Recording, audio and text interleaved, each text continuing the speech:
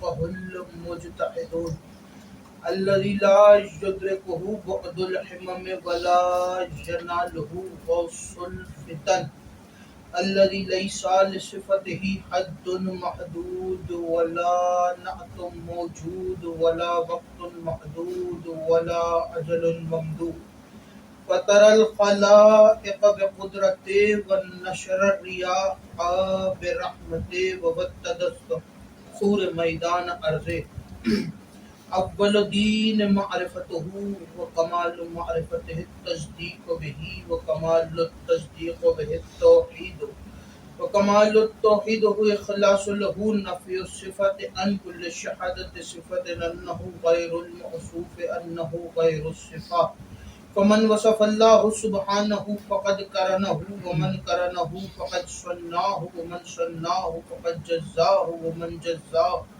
فقد جهله ومن جهله فقد اشار اليه ومن اشار اليه فقد حده ومن حده فقد حده الصلاة والسلام والتحیۃ والاکرام علی نبی الرحمت وخازن المغفرت وقائد خیر والبرکت ومنقذ العباد من العلقت سیدنا و مولانا ابی القاسم محمد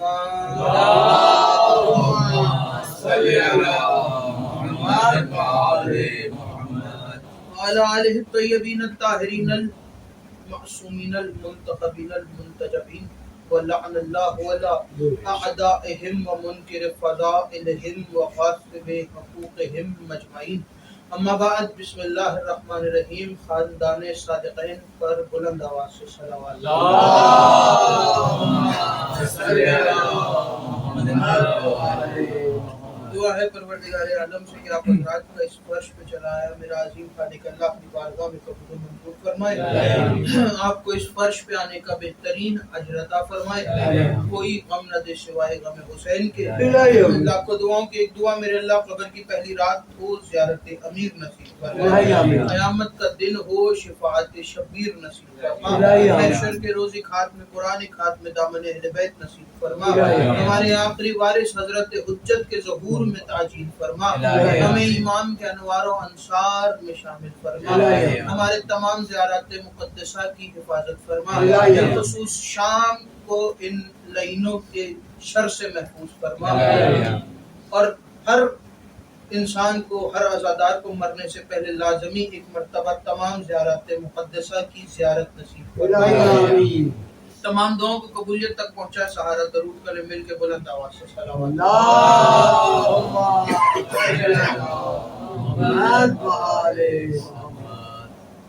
درود کا سہارا لے کر اگر تھوڑا تھوڑا سا حضرات اندر کی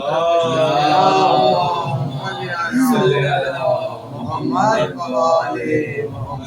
مزاج معلّہ کی نفاستوں پر ناگوار نہ گزرے تو صلوات ذرا بلند آواز سے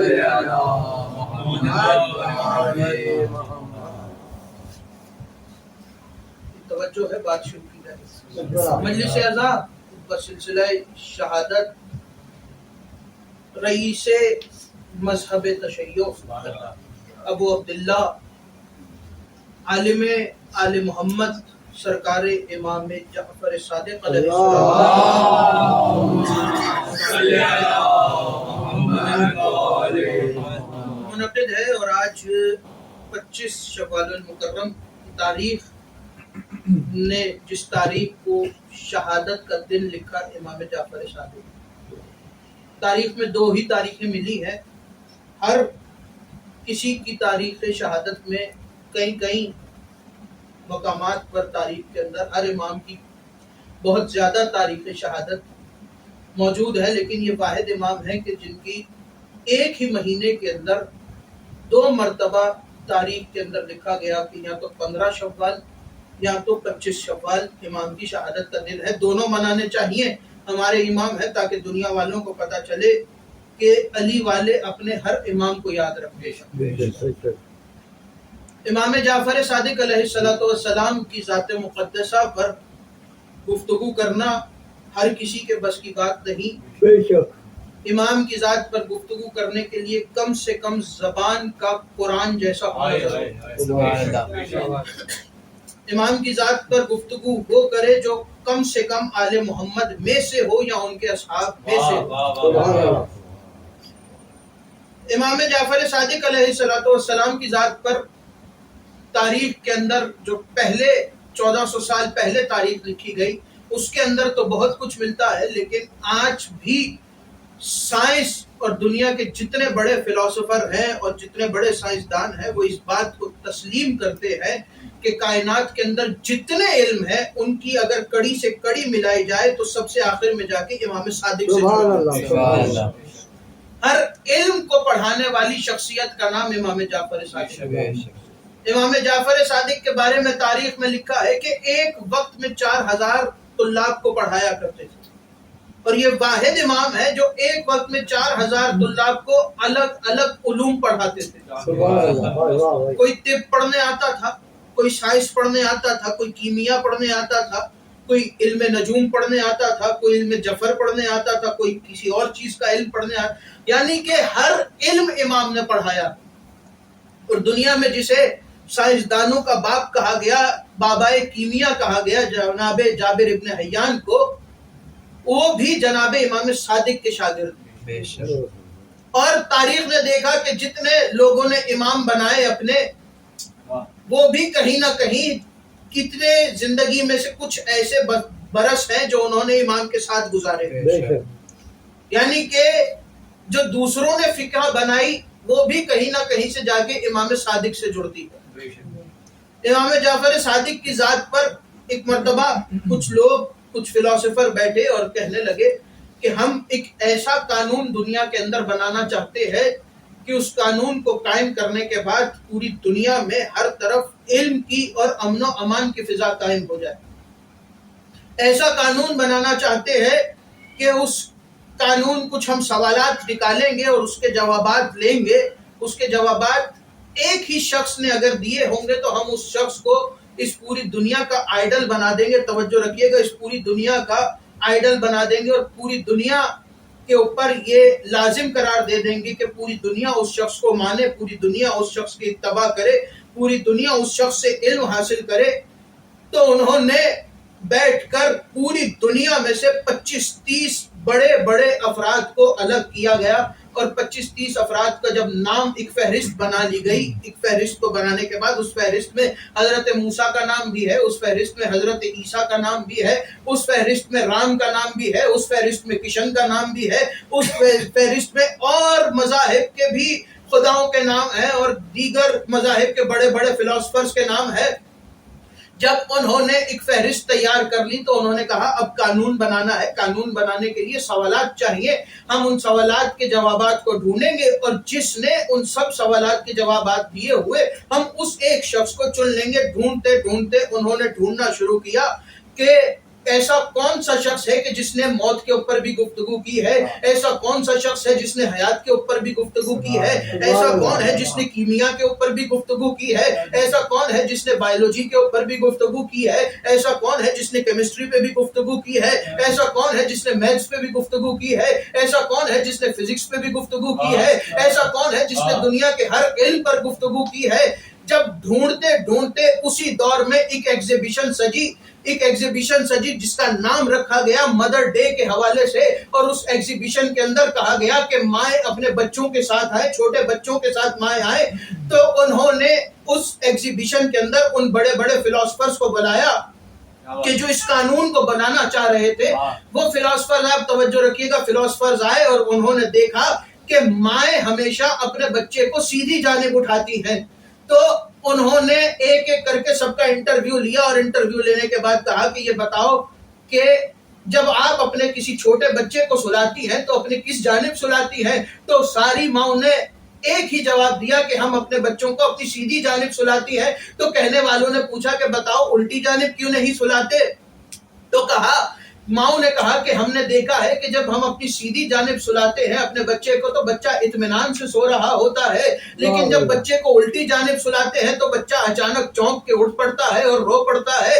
ایک مرتبہ ایک فلاسفر نے ایک ماں کے دل کی دھڑکن کی آواز کو ریکارڈ کیا اور ریکارڈ کر کے ایک بچے کے کان کے پاس چلایا، اور جب چلایا تو وہ بچہ اطمینان سے سو گیا۔ جب اس نے اس ٹیپ کو بند کیا تو وہ بچہ اچانک چونک کے اٹھ گیا اور رونے لگا۔ انہوں نے اس کی وجہ کو ڈھونڈنا شروع کیا، ڈھونڈتے ڈھونڈتے وہ حضرت موسیٰ کے پاس بھی پہنچے، حضرت عیسیٰ کے پاس بھی پہنچے، رام کے پاس بھی پہنچے، بدھ کے پاس بھی پہنچے، ہر مذہب کے خدا کے پاس پہنچے، ہر مذہب کے فلسفر کے پاس پہنچے۔ چلتے چلتے جب ان کو کسی کے پاس سے جواب نہ ملا تو در امام جعفر صادق پر آ گئے، اور آ کے انہوں نے مل کے بلند آواز سے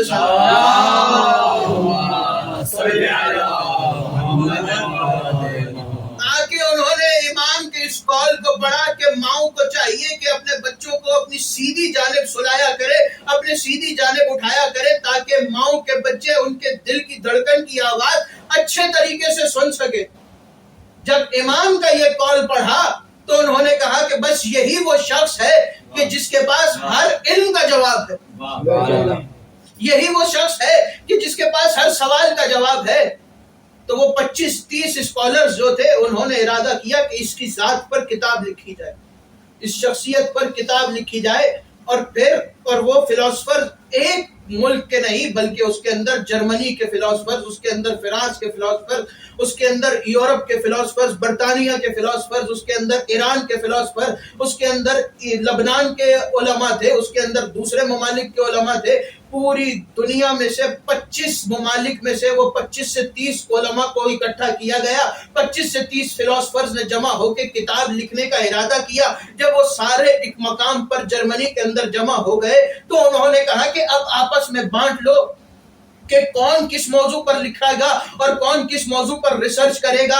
تو ایک نے کہا میں جوانی پر ریسرچ کرتا ہوں، ایک نے کہا میں بڑھاپے پر ریسرچ کرتا ہوں، ایک نے کہا میں بچپنے پر ریسرچ کرتا ہوں، ایک نے کہا میں اس امام کے علم کیمیا پر ریسرچ کرتا ہوں، ایک نے کہا میں اس امام کے کسی اور علم پر ریسرچ کرتا ہوں، ایک نے کہا میں امام کے گھر پر ریسرچ کرتا ہوں۔ ان سب نے ایک ایک کر کے اپنی ریسرچ کو بانٹ لیا، اور جب ریسرچ کرنے لگے تو جو بچپنے کے ریسرچ کر رہے تھے انہوں نے ڈھونڈنا شروع کیا کہ کیا کسی امام کا بچپنا اور ایک عام انسان کا بچپنا ایک جیسا ہوتا ہے؟ کیا جیسے عام انسان کا بچہ کھیلتا ہے ویسے ہی کسی امام کا بچہ بھی کھیلتا ہے جو ایک امام کی اولاد بھی ہے اور آنے والے وقت میں اس دنیا کا امام بھی ہے؟ کیا وہ بھی ویسے ہی کھیلتا ہے جیسے عام بچے کھیلتے ہیں؟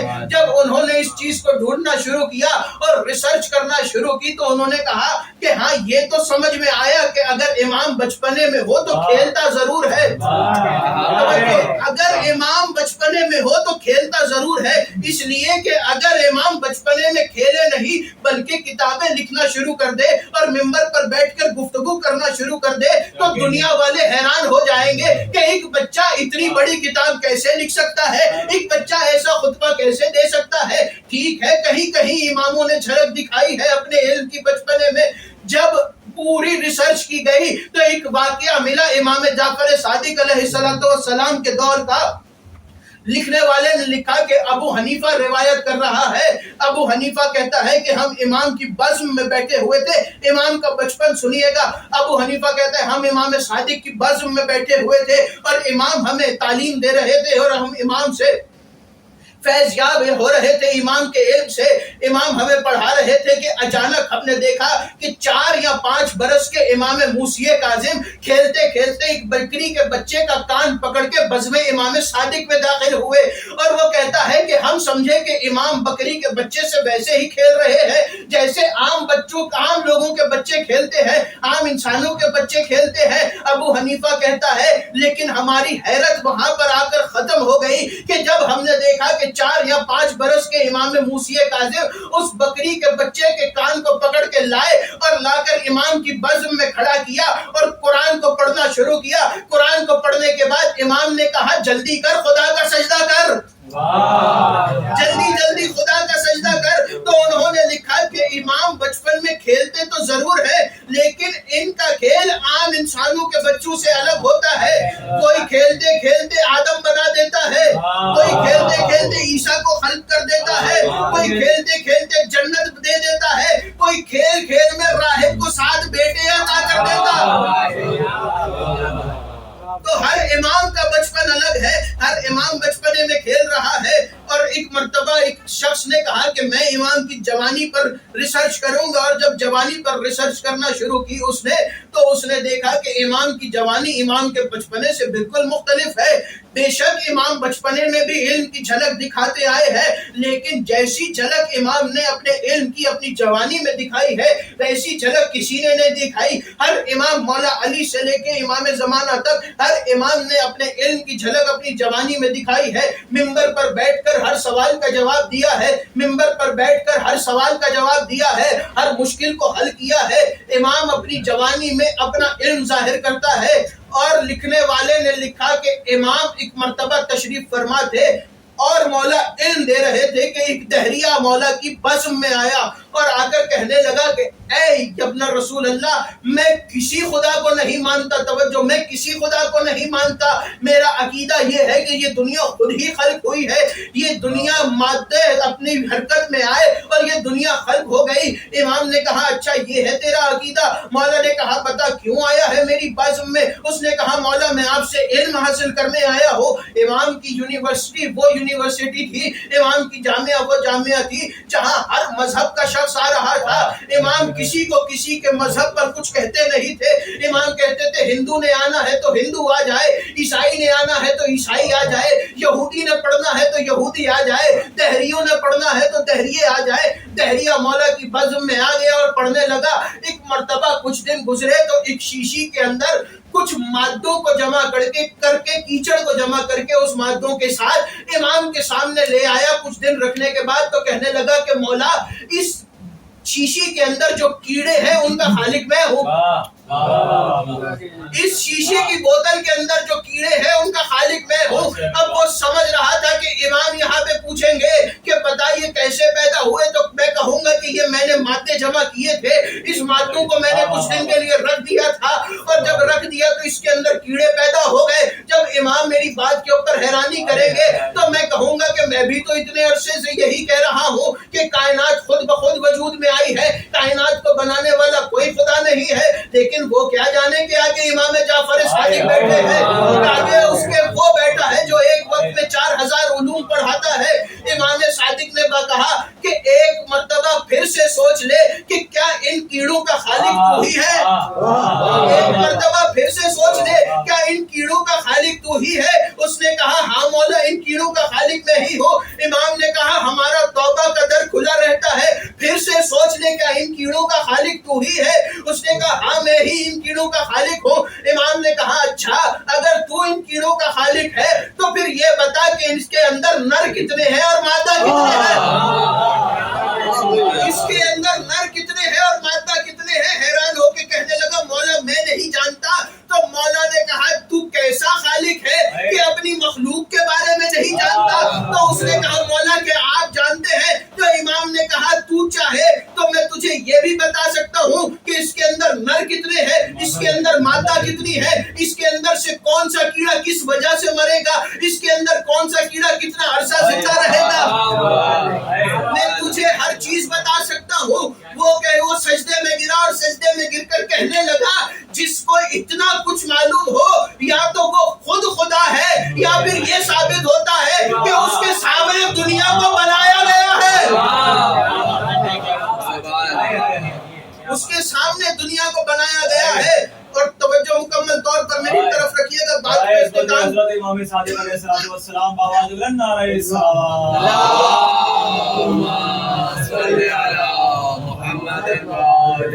بات کو اختتام کی طرف لے کے جاؤ۔ امام کی بزم سجی ہوئی ہے اور پڑھنے والے پڑھ رہے ہیں۔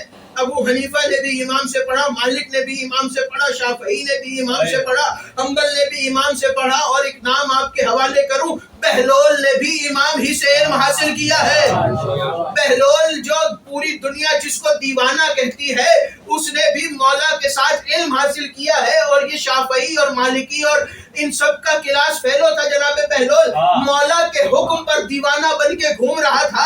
ایک مرتبہ تاریخ نے منظر دیکھا کہ مولا کا شاگرد ہے، کہلوانے کو مولا کا شاگرد ہے، لیکن اپنی فقہ بنا کے بیٹھا ہوا ہے۔ مولا کا ایک شاگرد جس کا نام حنفی ہے، حنفی مسلک کا عالم ہے، حنفی مسلک کا امام ہے، امام ابو حنیفہ جس کا نام ہے، وہ اپنے شاگردوں کو پڑھا رہا تھا، اس کی بزم سجی ہوئی تھی، اپنی کرسی پر بیٹھا ہوا تھا اور اپنے شاگردوں کو پڑھا رہا تھا کہ اچانک دنیا والوں نے دیکھا کہ اس کی بزم میں ایک شخص جس نے گرمی کے اندر سردی والی چادر اوڑھی ہوئی تھی، اور وہ شخص داخل ہوا اور داخل ہو کر کونے میں بیٹھ گیا۔ تاریخ نے اس کا نام بہلول لکھا ہے، تاریخ نے اس کا توجہ رکھیے گا، تاریخ نے اس کا نام بہلول گرمی کے اندر سردی والی چادر اوڑھ کر اس کی بزم میں آ کے بیٹھ گئے، اور ابو حنیفہ نے پڑھانا شروع کیا اور کہنے لگا کہ میں امام صادق کی ہر بات سے اتفاق کرتا ہوں، میں امام صادق کی ہر بات کو مانتا ہوں، لیکن امام کی 3 باتیں ہیں جو میری سمجھ میں نہیں آتی۔ امام کی 3 باتیں اپنے شاگردوں سے کہہ رہا ہے کہ مولا کی 3 باتیں ہیں جو میری سمجھ میں نہیں آتی۔ تو اس کے شاگردوں نے پوچھا کہ کون سی 3 باتیں ہیں؟ تو کہنے لگا کہ مولا کہتے ہیں کہ انسان فاعل مختار ہے، انسان فاعل مختار ہے، جو کرتا ہے اپنی مرضی سے کرتا ہے، اس کا خود مختار ہے۔ وہ کہتا ہے میں اس بات کو نہیں مانتا، میرا یہ ماننا ہے کہ انسان چاہے اچھا کرے چاہے برا کرے، وہ اس سے خدا کرواتا ہے، وہ اس سے خدا کرواتا ہے۔ انسان چاہے گناہ کرے چاہے ثواب کرے، چاہے اچھا کرے چاہے برا کرے، کچھ بھی کرے، اس سے کروانے والا خدا ہے۔ جو بھی وہ کرتا ہے اس کے عمل کا ذمہ دار خدا ہے، انسان ذمہ دار نہیں ہے۔ دوسری بات جو امام صادق کی مجھے سمجھ نہیں آتی وہ یہ ہے کہ امام کہتے ہیں کہ خدا نظر نہیں آتا۔ جو اپنے استاد سے اختلاف کرے بعد میں دنیا اس سے اختلاف ضرور کرتی ہے۔ تو کہنے لگا مولا کہتے ہیں کہ خدا نظر نہیں آتا۔ وہ کہتا ہے میری یہ بات سمجھ میں نہیں آتی، اس لیے کہ اگر کوئی شے ہو اور وہ پھر بھی نظر نہ آئے، ایسا کیسے ممکن ہے؟ جب کوئی شے وجود رکھتی ہے، اس کا نام ہے، پوری دنیا اس کو مان رہی ہے، تو پھر کیسے ہو سکتا ہے کہ وہ نظر نہ آئے؟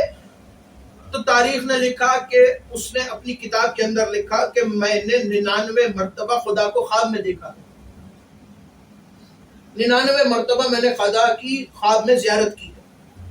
تیسری بات جو اس نے کہی کہ مجھے امام سے اختلاف ہے، وہ تیسری بات یہ ہے کہ امام کہتے ہیں کہ خدا آخرت میں شیطان کو جہنم میں ڈالے گا۔ تو وہ کہتا ہے کہ جہنم بھی آگ سے بنی، شیطان بھی آگ سے بنا، تو جب آگ کو آگ میں پھینکا جائے تو کس کا نقصان ہوگا؟ نہ شیطان کو کچھ ہوگا نہ جہنم کو کچھ ہوگا۔ شیطان کو کون سی سزا دی جا رہی ہے؟ جب وہ بنا ہی آگ سے ہے، اس کو آگ میں پھینکا جا رہا ہے تو فائدہ کیا؟ وہ کہتے ہیں یہ 3 باتیں میری سمجھ میں نہیں آتی۔ یہاں اس نے یہ 3 باتیں کی کہ وہاں بزم کے کونے سے جناب بہلول کھڑے ہوئے، جناب بہلول کھڑے ہوئے اور زمین سے مٹی کا ایک چھوٹا سا ریت کا ڈھیرا اٹھایا اور ریت کا ٹکڑا اٹھا کے، ریت کا پتھر اٹھا کے جناب بہلول نے دور سے کھڑے ہو کے اس کا ماتھے کا نشانہ، اور جناب بہلول کا نشانہ ایسا پکا تھا، علی والوں کے نشانے پکے ہوا کرتے ہیں، بہلول نے اٹھا کے اس کے ماتھے پر مارا۔ دور جناب بہلول کھڑے تھے، اس کے نہ اس جانب سے گیا نہ اس جانب سے گیا، نہ سر کے اوپر سے گیا، وہ مٹی کا ٹیلا آ کے اس کے سر کے اوپر لگا، اور جب اس کے اوپر لگا تو کرسی سے پیچھے جا کے گرا اور سر کو پکڑ کے بیٹھا۔ وہاں جناب بہلول دوڑ گئے، پیچھے پیچھے آدھے شاگرد جناب بہلول کے دوڑے اور آدھے شاگردوں نے اپنے استاد کو سنبھالا۔ 2 گلی جناب بہلول پہنچے تھے کہ ان کو پکڑ کے استاد کی بارگاہ میں حاضر کیا کہ استاد یہ آپ کو مار کے بھاگ رہا تھا۔ بہلول کو لایا تو اس نے کہا کہ بہلول تو نے میرا کچھ چھوڑا نہیں، بہلول تو نے مجھے کسی قابل نہیں چھوڑا۔ بہلول نے کہا کیا ہوا؟ اس نے کہا بہلول تو نے مجھے پتھر کیوں مارا؟ تو اس نے بہلول نے کہا کہ میں نے تھوڑی نہ مارا ہے، خدا نے مارا ہے، میں نے تھوڑی نہ مارا ہے، خدا۔ ابھی تو نے کہا تھا کہ انسان جو کرتا ہے اس کا ذمہ دار خدا ہے، انسان اپنی مرضی سے کچھ نہیں کرتا، انسان خود مختار نہیں ہے، جو کرتا ہے۔ اس نے کہا نہیں بہلول تو نے مارا ہے، میں نے نہیں مارا۔ اس نے کہا بہلول تیرے اس پتھر کی وجہ سے میرے پورے سر میں درد ہو رہا ہے۔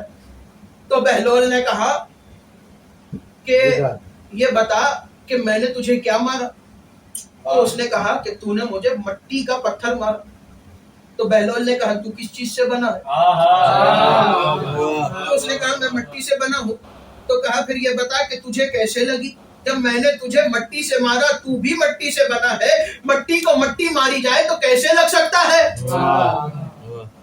تو اس نے کہا بہلول تو نے مارا اور میرے سر میں لگ گئی، میرے سر سے خون بہ رہا ہے۔ تو بہلول نے کہا ابھی تو نے کہا کہ اگر شیطان کو آگ میں پھینکا جائے گا تو شیطان کا کیا نقصان ہوگا؟ تو جناب بہلول نے اس کو 2 سوالوں کے جواب دیے اور اس نے کہا کہ بہلول اب تیسرا سوال آپ کے حوالے کر رہا ہوں، بہلول تیرے اس مارنے کی وجہ سے میرے پورے سر میں درد ہو رہا۔ بہلول نے کہا کہاں ہے دکھا؟ اس نے کہا درد ہو رہا ہے۔ بہلول نے کہا کہاں ہے دکھا؟ کہا کیسے دکھا سکتا ہوں، بس ہو رہا ہے۔ تو جناب بہلول نے کہا جیسے تیرا ہونے والا درد نظر نہیں آتا ویسے ہی خدا نظر نہیں آتا۔ جب تیرے سر میں درد ہو رہا ہے اور کسی کو نظر نہیں آ رہا تو پھر اس کائنات کا خالق کسی کو کیسے نظر آ سکتا ہے؟ امام میں جعفر صادق پوری دنیا میں علم بانٹ رہے ہیں اور یہ بات بنو عباس سے ہضم نہیں ہوئی۔ یہ وہ واحد امام ہے کہ جن کا دور امام نے 6 خلیفاؤں کا دور دیکھا، 4 بنو امیہ کے اور 2 بنو عباس کے، اور یہی وہ امام کا دور ہے کہ جس دور کے اندر بنو امیہ اور بنو عباس کی لڑائی ہوئی اور بنو عباس نے بنو امیہ کو تخت سے ہٹایا اور خود منبر پر قبضہ کیا اور خود منبر پر آئے۔ بنو عباس کہتے تھے کہ بنو امیہ جھوٹے ہیں اور بنو امیہ والے کہتے تھے کہ بنو عباس جھوٹے ہیں۔ امام کو صادق، جملہ آپ کے حوالے کرو، امام کو صادق اس لیے کہا گیا کہ اس دور کے اندر، امام کے دور کے اندر بہت سارے امام بنے، جھوٹے امام بنے، تو خدا نے کہا کہ اس امام کا لقب صادق ہے، اور صادق اس لیے ہے کہ یہ وہ صادق ہے جو جھوٹوں کے مقابلے میں سچا ہے۔ امام کا دور بنو امیہ کے دور میں بھی گزرا ہے اور بنو عباس کے دور میں بھی گزرا ہے، اور امام کے اوپر ذمہ داری اس لیے بھی زیادہ تھی کہ امام سے پہلے بھی آدھے امام گزر چکے تھے، پر امام کے بعد بھی آدھے اماموں نے آنا تھا۔ درمیان میں امام جعفر صادق ہے، چھٹے امام ہے، درمیان میں آئے ہیں۔ امام صادق کے اوپر ذمہ داری اس لیے تھی کہ پہلے والے اماموں کو اتنا وقت نہیں ملا کہ علم دے سکے۔ مولا علی کو دنیا نے جنگوں کے اندر مصروف رکھا، مولا حسن کو امن و امان کی فضا قائم کرنے کے اندر مصروف رکھا، اور جب مولا حسین کی باری آئی تو مولا حسین کو کربلا میں لے آئے۔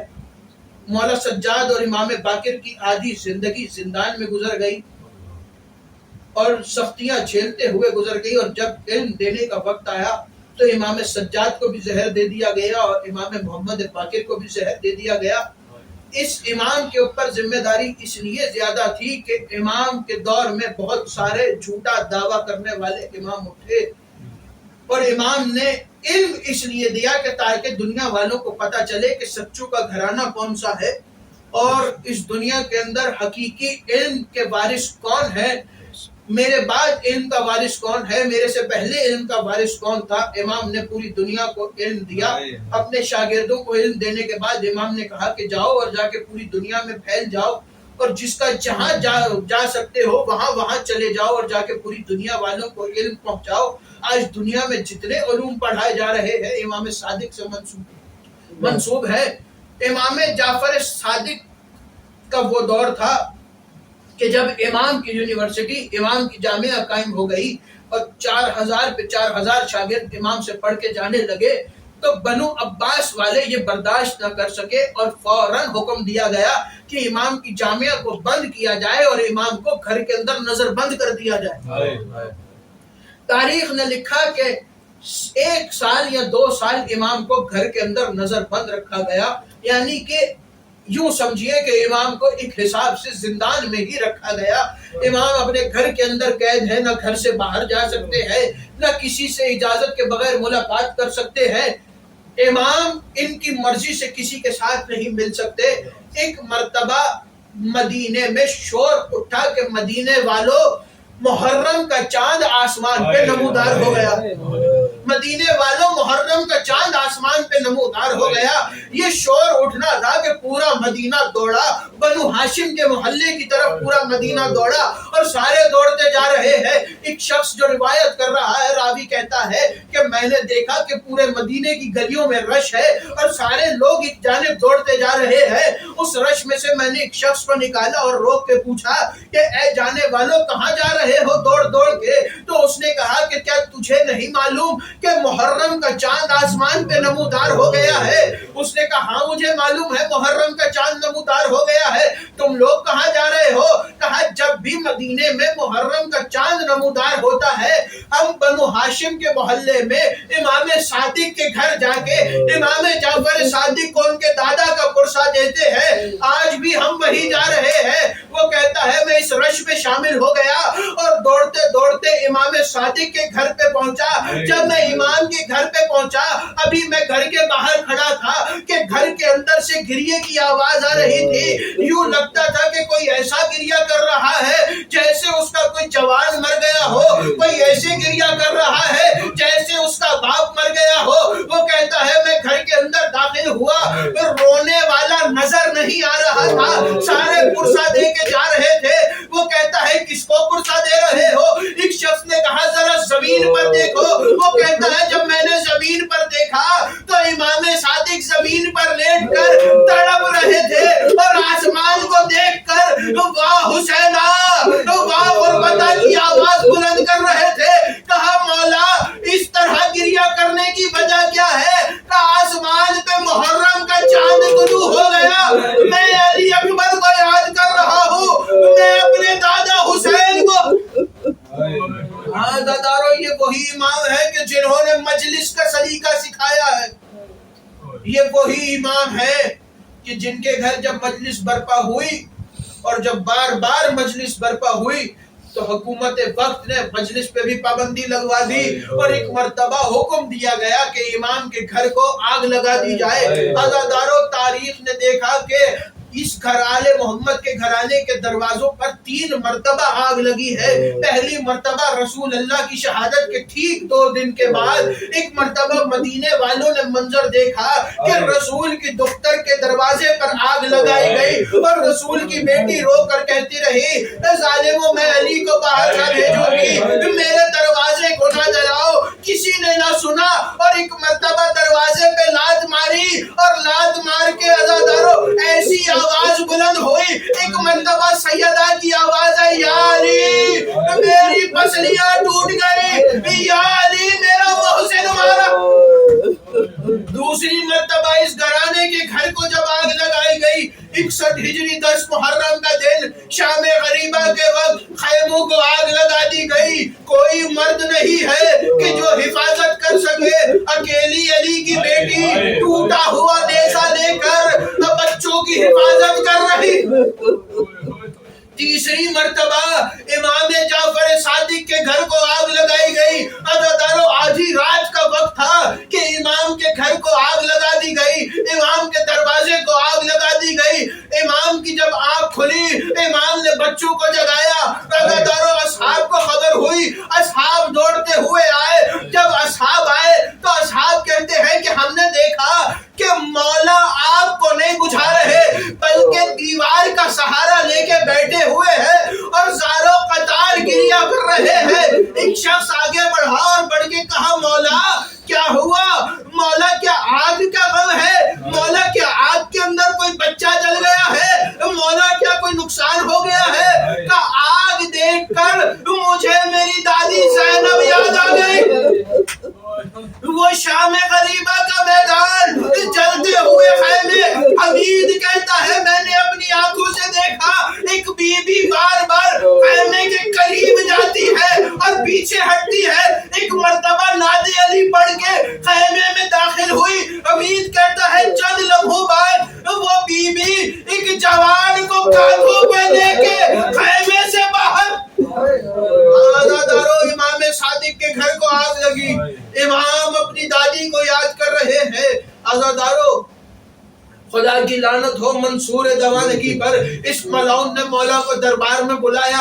ایک مرتبہ تاریخ نے لکھا کہ جب مولا کو دربار میں بلایا گیا تو یہ اپنے تخت پہ بیٹھا تھا، مولا کو قریب بلایا، اس نے اپنی تلوار کو تھوڑا سا نکالا، دوبارہ نیام میں رکھ لیا، پھر تلوار کو نکالا، پھر نیام میں رکھ لیا، اس نے تیسری مرتبہ تلوار کو پورا نکالا لیکن دوبارہ نیام میں رکھ کے امام کو گھر بھیج دیا۔ اس کے سپاہی قریب آئے اور آ کر کہنے لگے منصور اگر تو نے جعفر صادق کو قتل نہیں کرنا تھا تو پھر ہم سے گرفتار کیوں کروایا، ہم سے اتنی محنت کیوں کروائی؟ تو اس نے کہا میں تو چاہتا تھا کہ میں جعفر صادق کو قتل کروں، لیکن جب میں نے تلوار نکالی تو میں نے جعفر صادق کی جگہ رسول اللہ کو کھڑے ہوئے دیکھا، رسول کھڑے ہوئے روتے ہوئے کہہ رہے تھے اے منصور کیا تجھے خبر ہے تو کسے مارنے جا رہا؟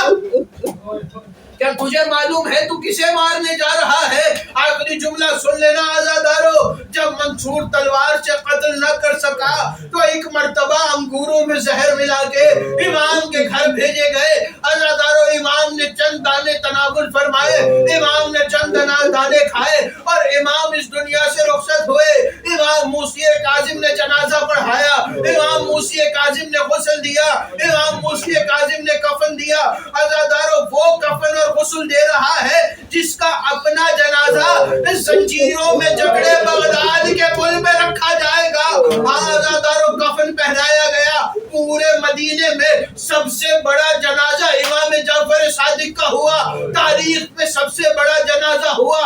تاریخ کہتی ہے کہ امام کا جنازہ امام موسی کاظم نے شان سے اٹھایا۔ میں کہوں گا مولا کتنے خوش نصیب ہے کہ بیٹا موجود ہے، بیٹے نے اپنے ہاتھوں سے کفن دیا، بیٹے نے اپنے ہاتھوں سے غسل دیا، پورے مدینے نے جنازہ پڑھا۔ لیکن مولا ذرا 61 ہجری کربلا کے میدان میں آئیے، آپ کے دادا حسین کا لاشا کربلا کے میدان میں 3 دن بغیر کفن کے رکھا رہا، نہ کوئی کفن دینے والا تھا، نہ کوئی غسل دینے والا تھا، نہ کوئی دفنانے۔ اللہ لعنت اللہ علی قوم الظالمین۔ ماتم امام جعفر صادق۔